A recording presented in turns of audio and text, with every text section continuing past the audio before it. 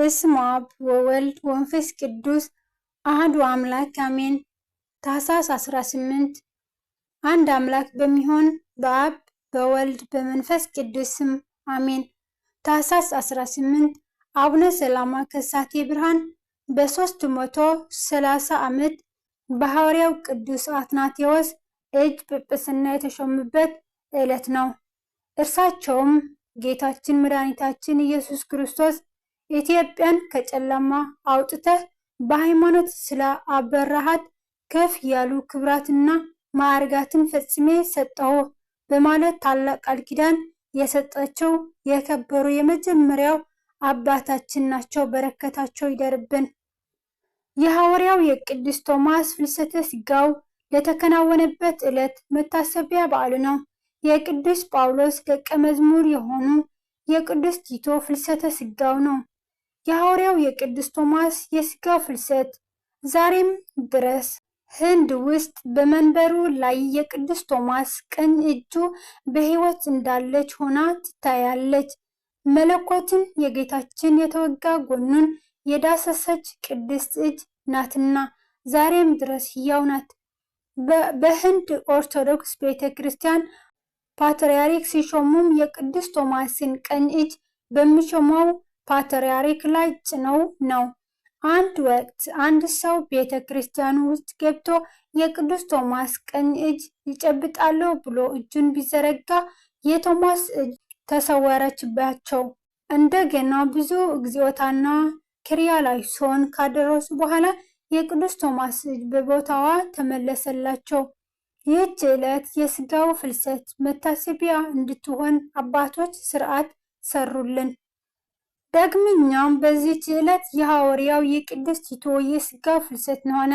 ሐዋርያው ቅዱስ ቲቶ ቀርጤስ ከሚባል ሀገር ሲሆን የዮናናውያን ወገን ለሆነ ለአገረ ገዡ እህት ልጇን ነው። ሐዋርያው ከታናሽነቱ ጀምሮ የዮናናውያን ትምህርትና ፍልስፍና ተምሮ እጅግ አዋቂ ሆነ።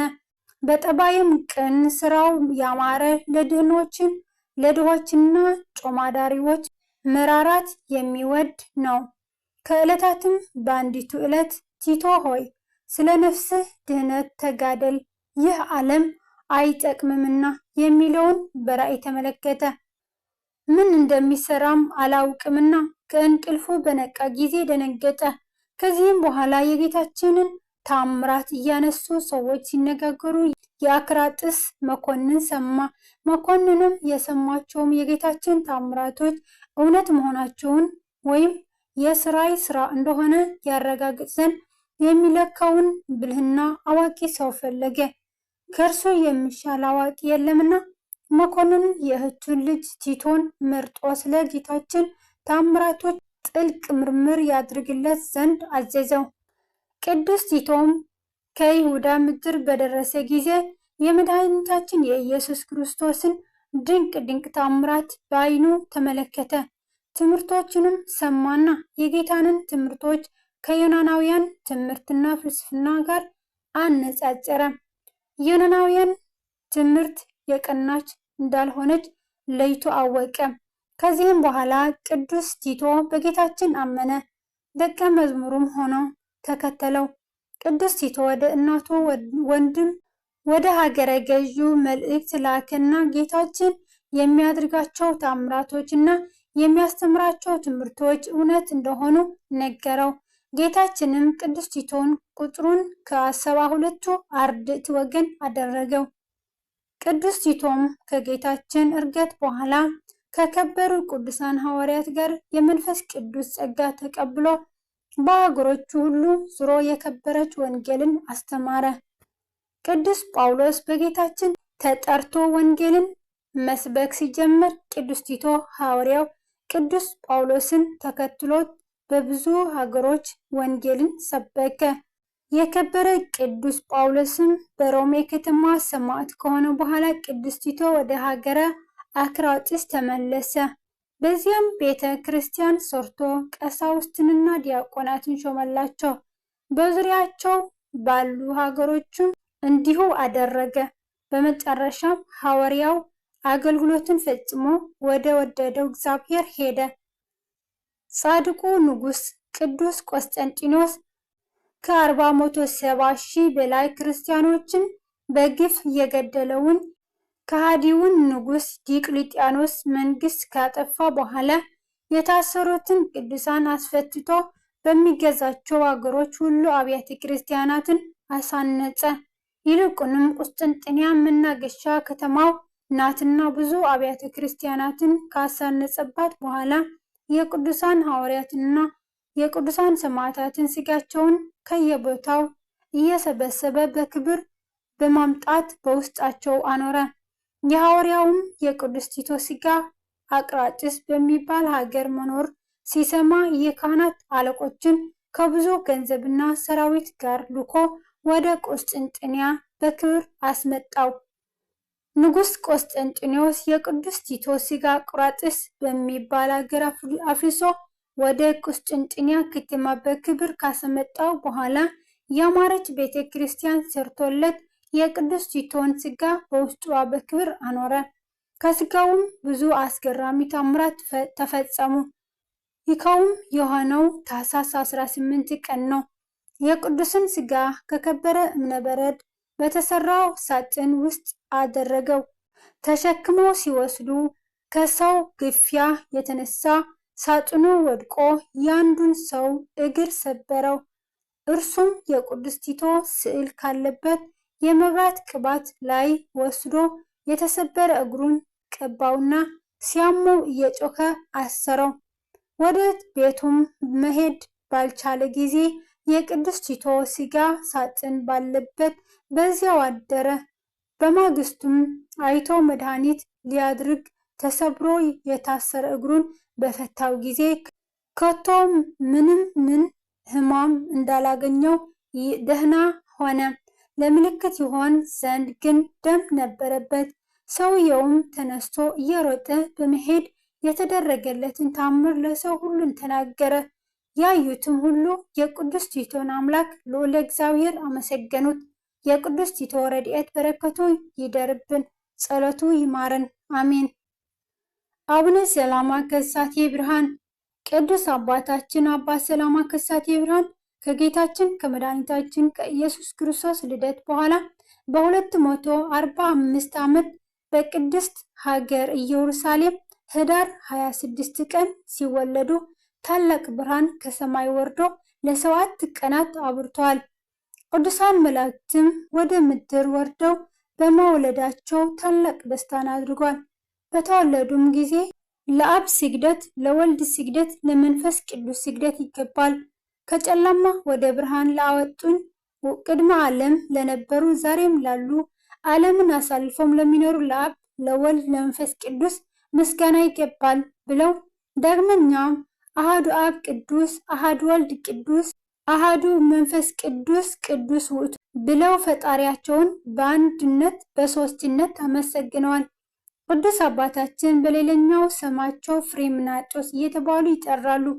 በ40 ቀናቸው ጌታ በተጠመቀበት በዮርዳኖስ ያጠመቋቸውና ስመ ክርስትና የሰጧቸው ሊቀ ጳጳስ ይህ ሕፃን ለኢትዮጵያውን ሁሉ ብርሃን ይሆንላቸው በማለት ትንቢት ተናግረዋል።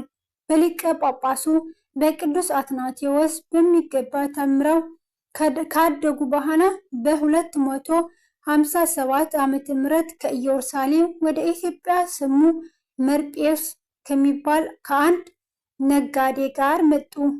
ከእነሱም ጋር አድሲዮስ የሚባል ልጅ ነበረ።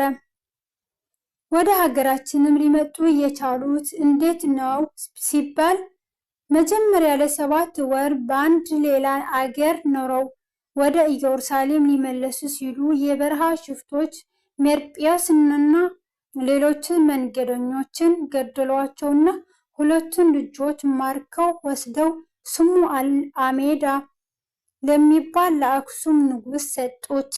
ከእርሱም አድሲዮስን የቤተ ክርስቲያን የአልባሳትና የዕቃ ቤት ጠባቂ አድርጎ ሲሾሙ ፍሬምናጦስ ደግሞ የቤተ ክርስቲያንና የሕግ ጠባቂ አድርገው የቤተ ክርስቲያንን ስርዓቷን አገልግሎቷን ጠንቅቆ ያውቅ ነበርና በአክሱምም በተጋድሎና በትጋት ኖረ።